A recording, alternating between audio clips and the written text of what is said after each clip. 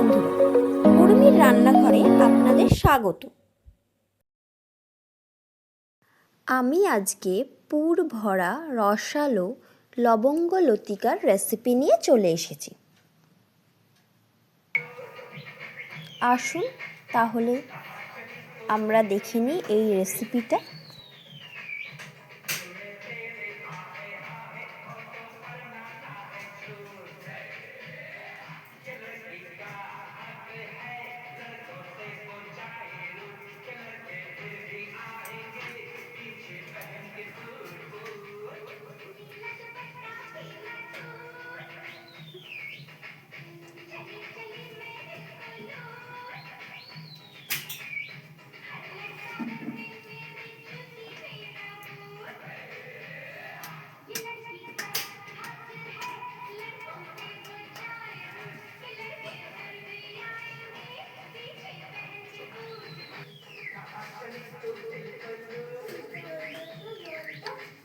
আগে দেখাও, ঘুরিয়ে ফিরিয়ে দেখো। হ্যাঁ,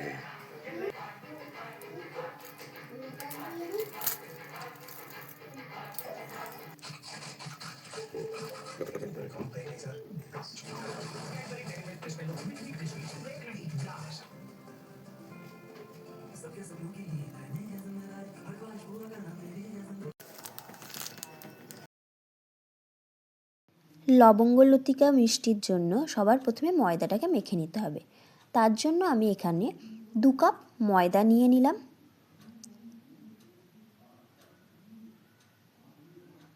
স্বাদ অনুযায়ী নুন দিয়ে দেব ও ঘি দিয়ে দেব। এখানে আমি 1 কাপে 2 চামচ ঘি, আমি 2 কাপ যেহেতু নিয়েছি 4 থেকে 5 চামচ ঘি আমি এর মধ্যে দিয়ে দিলাম। 5 পলা ঘি দিয়ে দিলাম। দিয়ে এবারে এই ঘিয়ের সাথে ময়দা এটাকে ভালো করে আগে হাত দিয়ে পুরোটা মেখে নিতে হবে। ঘিয়ের সাথে ময়দাটাকে ভালো করে আগে মেখে নিতে হবে। মাখা হয়ে গেলে হালকা গরম জল দিয়ে ময়দাটাকে এবারে মেখে নিতে হবে। দিয়ে নরম একটা সফট ডো তৈরি করতে হবে।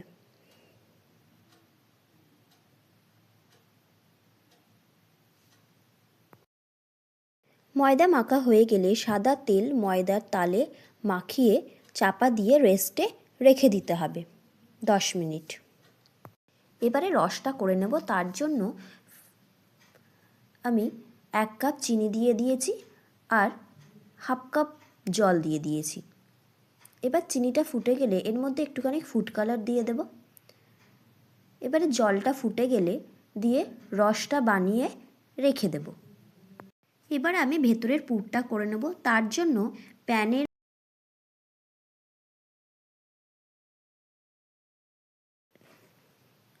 প্যানের মধ্যে আমি নারকেল কুড়ো দিয়ে দিচ্ছি।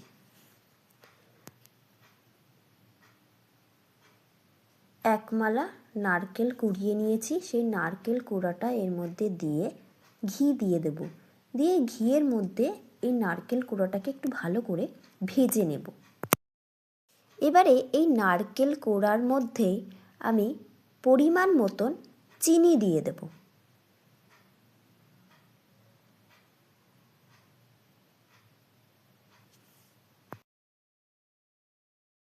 ভালো করে মিশিয়ে নেব।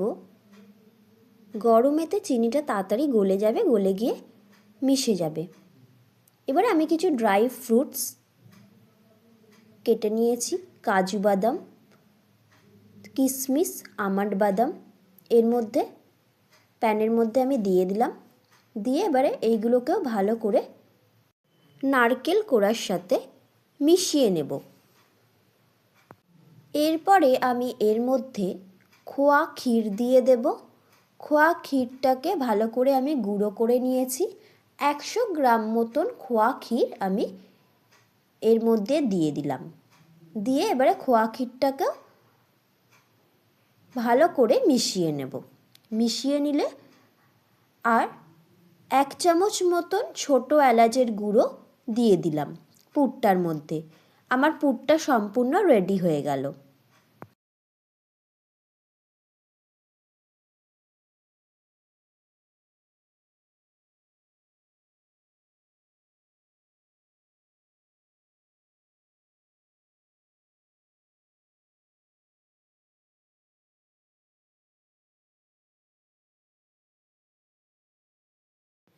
ময়দাটা রেস্ট দেবার পরে এবার ঢাকনা খুলে আবারও ময়দাটাকে ঠেসে নিচ্ছি ভালো করে।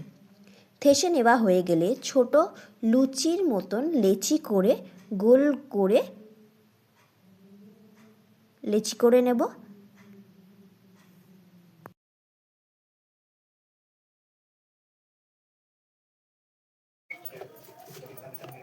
লবঙ্গ লতিকাগুলো ভাজার জন্য কড়াইতে সাদা তেল দিয়ে দিলাম বেশ খানিকটা।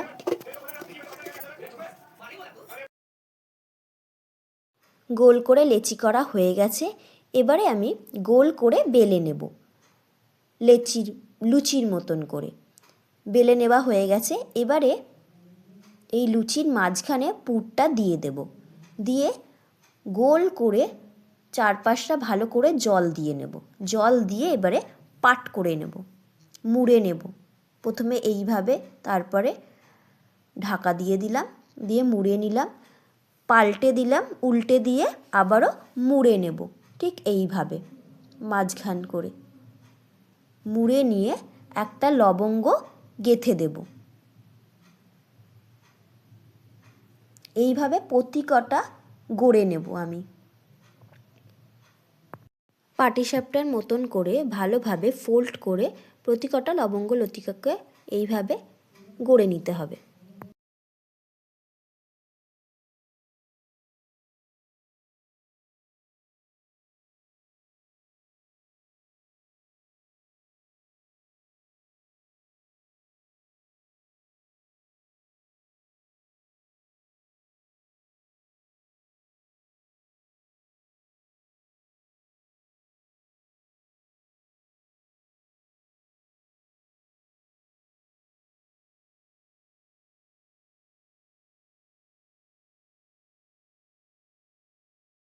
প্রতিকটা লবঙ্গ লতিকা আমার গড়া হয়ে গেছে। এবারে কড়াইতে তেল দিয়ে দিয়েছিলাম, কড়াইয়ের তেলটাও আমার গরম হয়ে গেছে। খুব বেশি গরম করা যাবে না, মিডিয়াম হালকা গরম হতে ঠিক এইভাবে এবারে একটা একটা করে ছেড়ে দেব লতিকাগুলো। লো টু মিডিয়াম আঁচে ভেজে নিতে হবে। হালকা গরম তেলে লবঙ্গ লতিকাগুলো ছেড়ে দিলাম। এবারে কিছুক্ষণ পরে দেখা যাবে এগুলো আস্তে আস্তে ফুলে উঠেছে। তারপরে এক পিঠ ভাজা হয়ে গেলে অপর পিঠটা উল্টে দিতে হবে। এইভাবে চারপাশটা ভালো করে ভেজে নিতে হবে লালচে করে। খুব সুন্দরভাবে আমার ভাজা হয়ে গেছে প্রতিকটা। এবারে তুলে নেব তেল ঝরিয়ে।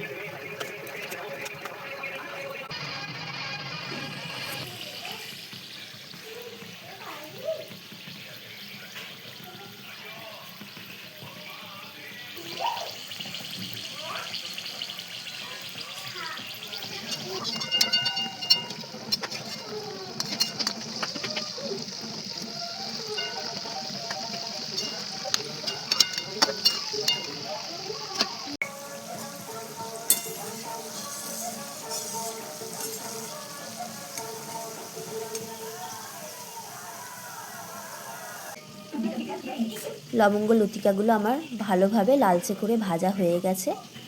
এইবারে আমি যে রসটা করে রেখেছিলাম এবার রসের মধ্যে ডুবিয়ে নেব। একটা একটা করে রসের মধ্যে ডুবিয়ে দেব, দিয়ে ওলট পালট করে ভালো মতন রসের মধ্যে চুবিয়ে প্লেটের মধ্যে তুলে নেব।